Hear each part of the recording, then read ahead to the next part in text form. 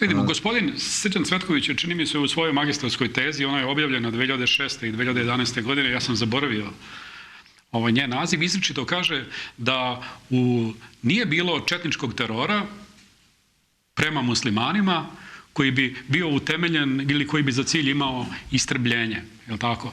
Imamo Bojana Dimitrijevića koji će u jednom trenutku na jednom drugom mestu reći također da ne postoje, koji neće nigde navesti da postoje zločini četnika masovno vršeni prema muslimanima. Kod vas nalazim zanimljiv podatak za koji nisam znao da postoji. Ne čudi me što ova dvojica ili više njih kažu da četnici nisu vršili neku vrstu istrebljenja prema muslimanima, nego vi kažete jednu neverovatnu stvar, da partizanska historiografija ne beleži najmasovniji ratni zločin, izuzimajući onoga što se dešavalo u Hrvatskoj prema Srbima, koji se desio u Srbiji prema četnicima. Da mi u Srbiji, prema muslimanima, koji su četnici uradili prema muslimanima, da mi u Srbiji zapravo imamo koliko? 70 godina prećutkivanja, ne samo u vreme partizana, nego evo, komunista nema 30 godina i mi za tih 30 godina niko se nije setio da istraži najmasovniji zločin koji se desio prema muslimanima na tlu Srbije, to je onaj zločin koji se desio u Priboju. Pribojskom srezu, znači, imamo naučne radove. Da bi jedna magistarska teza bila prihvaćena, ona mora da prođe neku vrstu naučne verifikacije. Komisija sastavljena od uglednih profesora, naučnika, treba da kaže da, ovo što ovaj čovjek kaže odgovara naučnoj istini i ovo je novo otkriće. Kako je moguće da prođe Cvetkovićeva teza koja sadrži neistinu o kojoj ćemo sada razgovarati? Šta se desilo u Priboju? Šta su to strašno četnici radili muslimanima prvo na teritoriji Srbije, a onda da vidimo šta su im uradili i na teritoriji Bosne i Hercegovine? To je jedna od najznačajnijih, najambicioznije zamišljenih i realizovanih vojnih operacija koje je naredila Vrhovna komanda Jugoslovenske vojske u otadžbini, odnosno Draža Mihajlović, koji se u tom trenutku, to je početak februara 1943. godine, nalazi u Lipovu kod Kolašina, dakle u Crnoj Gori. Tu operaciju su sproveli četnici s područja Crne Gore i Sandžaka.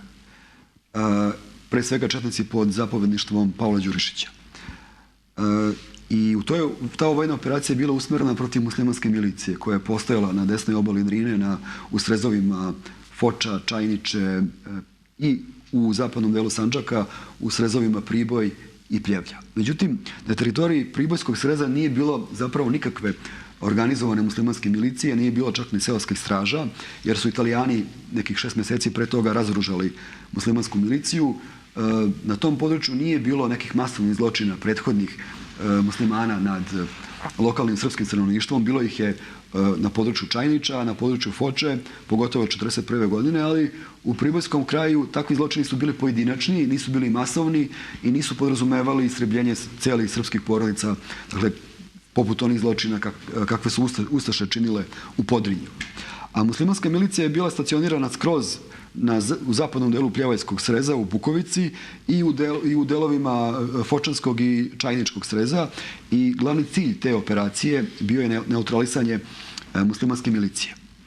Međutim, zapravo, kad sagledamo rezultate te vojne operacije, ispostavilo se da glavni rezultat te vojne operacije je pokolj nekoliko hiljada civila muslimanske nacionalnosti, od toga oko polovine žrtava su deca, dakle lica mlađa od 15 godina. Video sam nevjerovatan podatak. Ubili smo 1100 naoružanih muslimana i 8000 žena i dece. Da, to je čuveni Đurišić. To piše Đurišić sam. Znači, na svakog jednog navodno naoružanog muslimana. Oni su ubili 8 žena i dece. To je čuveni Đurišićev izveštaj od 13. februara 1943. godine Draži Mihajloviću. Đurišić je naravno izneo uveličane brojke. Ni u kom slučaju četnici nisu u borbi ubili 1200 naoružanih muškaraca, nisu ih ubili možda ni 10% od tog broja, jer to nisu bile nikakve žestoke borbe. Niti su četnici imali mnogo neposrednog dodira sa protešnim... Hoćete reći da su možda preterali sa brojem naoružanih muslimana? Tako je. Jer to znači da su preterali sa ovim brojem? Nije ubijeno 8000 civila. Ukupno, prema mojim istraživanjima, je ubijeno između 5 i 6 hiljada ljudi, od toga u ogromnoj većini civila, preko 2/3 su to žene i deca. Oko 50% su deca. Kad gledate spiskove po selima za Pljevaljski i Pribojski Srez, da je ubijeno oko 80% od ukupnog broja od tih 5 do 6 hiljada ljudi, u tim spiskovima za ta seoska naselja naći ćete 50% dece. Imenom i prezimenom je svako ubijeno muslimansko dete ili musliman, muslimanka su sačuvani. Znači, ovo nisu konačni podaci, ali znači mogu biti samo veći nego od ovih koje smo sada rekli. Ne mogu biti manji. Ne mogu biti manji. Nedavno je u Sarajevu, početkom ove godine, izašla jedna knjiga u kojoj je poimenični popis 3600 muslimana s područja Pribojskog Sreza koji su tokom rata stradali krivicom četnika. Velika većina njih je ubijena upravo u ovoj februarskoj operaciji. Međutim, i nakon što je operacija završena, ona je zvanično završena 11. februara, te snage koje su došle do Drine vraćaju se u Pljevaljski i Pribojski Srez i vrše hvatanje muslimana po zbegovima.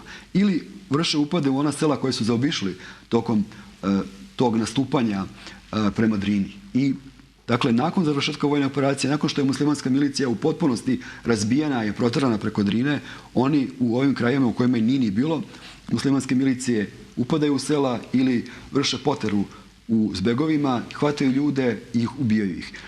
Tu postoje izvori koji govore da su ti zločini bili zaista stravični, da su žene i deca kolektivno spaljivani u nekim kućama, da su žene masovno silovane, da su žrtve masakrirane.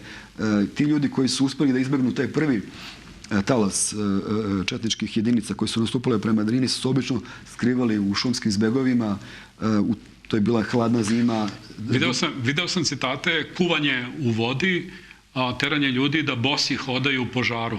Da, to je bilo zaista najmoćnije. Znači, to su bili bestijalni zločini koji su četnici počinili. Sad samo da raspravimo jednu važnu stvar. Čuo sam od istoričara Antona Miletića.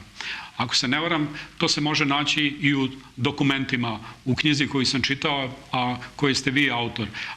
Postojala je naredba Draže Mihajlovića u kojoj, ili barem politički stav, da se neće dozvoliti da na teritoriji Velike Srbije žive ikakva nacionalna manjina, da muslimani i svi drugi imaju da budu istrebljeni i da takvo naređenje stiže jedinicama koje kontrolišu područje Istočne Bosne, četničkim jedinicama i ovima koji se nalaze u okolini Priboja, Prijepolja i tako dalje. Ako je postojao plan iskorenjivanja muslimana, njihovog istrebljenja, kao što tamo kaže, ovo nije nikakav zločin, ovo je državotvorna osveta.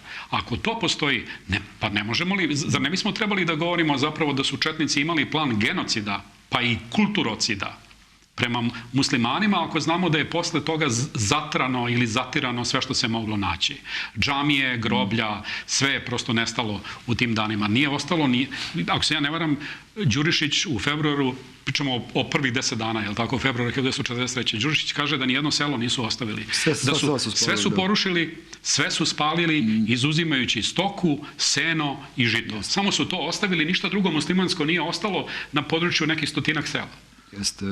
Da li biste pristali, je li vam teško da kažete, jer nema dokaza možda, da mi zapravo imamo još jedan genocid koji se dešavao, osim onoga koji se dešavao u Hrvatskoj, pa ako je tačno ovo što ste vi govorili sa masovnim spaljivanjima u kućama, imamo i neku vrstu, pa makar u malom obliku, holokausta koji su četnici radili prema muslimanima 1943. godine u zimu.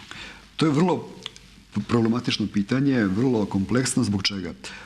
Postoji to naređenje, generalno naređenje za izvođenje vojne operacije koje je potpisao Draža Mihajlović, u kome se eksplicitno kaže zabranjeno ubijanje žena, dece i neboraca.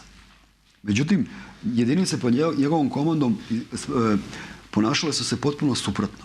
Sad, postavlja se pitanje da li je to prekršaj naređenja, odnosno da li su jedinice pod Đurišićevom komandom svesno prekršile Mihajlovićevo naređenje i oglušile se u to naređenje da ne budu ubijani civili, da ne budu spaljivana sela. Je li možda sankcionisan neko od njih? Ne, niko nije sankcionisan. A isto to su počinili mjesec dana pre toga u Srezu Bijelo Polje, gde su spalili 33 sela i ubili još uvek nepoznat broj ljudi, a taj broj je svakako preko 1000. Jel možemo da pretpostavimo da postojanje neke vrste prećutne komande To je moja pretpostavka. ili komande koja nije registrovana poput one Hitlerove koja se odnosila na rešavanje jevrejskog pitanja. Ni kod Hitlera ne postoji nijedan dokument koji bi... Da, ako je Dražan Mihajlović bio saglasan sa time da njegove snage izvrše ubijanje i istrebljivanje svih onih koji zataknu u tim selima, ako je on zaista to naređenje dao nekome, to je onda bilo usmeno naređenje. Dakle, takva naređenja se najčešće ne ostavlja se trag u pisanom obliku. Dobro, a imamo zabeležen da im je politički cilj da neće biti nacionalnih manjina? To je njegova instrukcija iz decembra 1941. godine, dakle, godinu i po dana ili nešto manje pre ovog događaja. Instrukcija Pavlu Đurišiću i Đorđiju Lašiću, to su zapovednici četničkih snaga u Crnoj Gori. Domaća revizionistička historiografija, pre svega istoričari Kosta Nikolić i Bojan Dimitrijević, su pokušali da ospore autentičnost tog dokumenta i nazvali su ga komunističkim falsifikatom. Međutim, nekoliko naših historičara, pre svega zapravo Milan Terzić i Milutin Živković, su dokazali autentičnost tog dokumenta. Sad, ta instrukcija naravno... Šta piše u instrukciji? Da neće biti nacionalnih manjina, da će se čistiti teritorije od nacionalnih manjina, pre svega muslimana, da će se, više se ni ne sjećam zapravo, ali ona ima jedan ekstremistički karakter. I to baš nevjerojatno je da se to dešava u vreme kada je sam Mihajlović ugrožen i predmet potera od strane Nemaca, koji su izvršili neku vrstu desanta na Ravnu Goru tog decembra 1941. godine. Tako da, a taj dokument zaista jeste autentičan.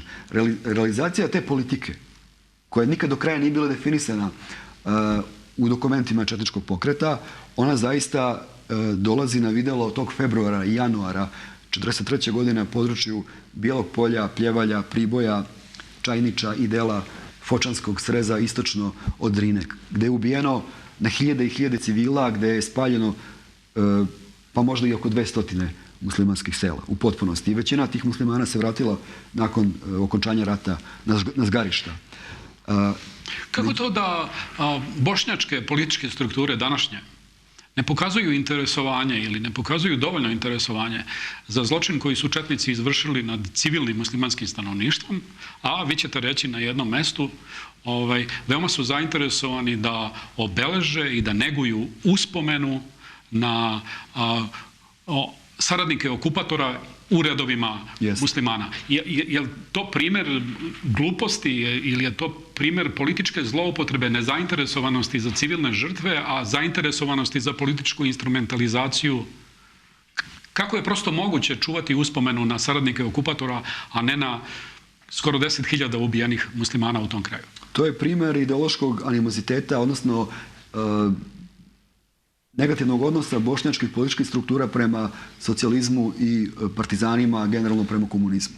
Muftija Zukorlić je... Dakle, on govori o nekakvom genocidu na brdu Hadžet kod Novog Pazara, gdje su partizani streljali oko 150 stanovnika tog područja, od kojih je većina bila muslimanske ili bošnjačke nacionalnosti, i to su bili gotovo svi notorni kolaboracionisti. Među njima je bio i Aćif Efendija Bljuta, čuveni vođa novopazarskih kolaboracionista iz tog muslimanskog etničkog korpusa, također i ratni zločinac koji je streljan početkom 1945. godine na tom brdu, i planovi muftije Zukorlića jesu da izgradi ogroman memorijalni kompleks koji bi bio posvećen takozvanom genocidu na Hadžetu. Sad imate 150 žrtava, to je nekakav genocid, mislim, to je naravno vrlo neprimjeren odnos prema, a pogotovo viktimizacija notornih kolaboracionista i fašista i ratnih zločinaca kakvi su bili Aćif Efendija i njegovi politički i vojni saradnici, koji su s pravom osuđeni na najtežu moguću kaznu, jer su tokom Drugog svjetskog rata učestvovali u brojnim ratnim zločinima i sprovodili politiku koja je bila apsolutno u interesu nemačkog okupatora. S druge strane, da, te strukture ne pokazuju bitan interes za ovo o čemu smo malo pregovorili, a to su ovi četnički pokolji koji su bili istrebljivačkog karaktera, koji su podrazumevali namjerno, ja nemam dilemu, i planirano istrebljivanje pripadnika muslimanskog stanovništva generalno, bez obzira na rod, starost, dob, bez obzira da li se neko od njih pre toga ogrešio ili ne o srpske komšije. A čak postoje četnički dokumenti koji sugerišu da su lokalni četnički zapovjednici u Pribojskom kraju pretili domaćim Srbima koji su skrivali muslimane, koji su uspeli da izbegnu taj pokolj, da će biti vešani, klani, ubijani ukoliko nastave da pomažu muslimanima. Dakle, glavni protagonist tog zločina na području Pribojskog kraja bio je četnički zapovjednik Vuk Kalejtović. 2011. godine njemu je u njegovom rodnom selu u Štitkovu podignut spomenik. Mileševski vladika Filaret je osvetio, kako se kaže, osveštao taj spomenik Vuku Kalejtoviću koji je notorni ratni zločinac. Snage pod njegovom komandom su upravo na osnovu u vreme njegovog prisustva na tom području izvršile te stravične zločine.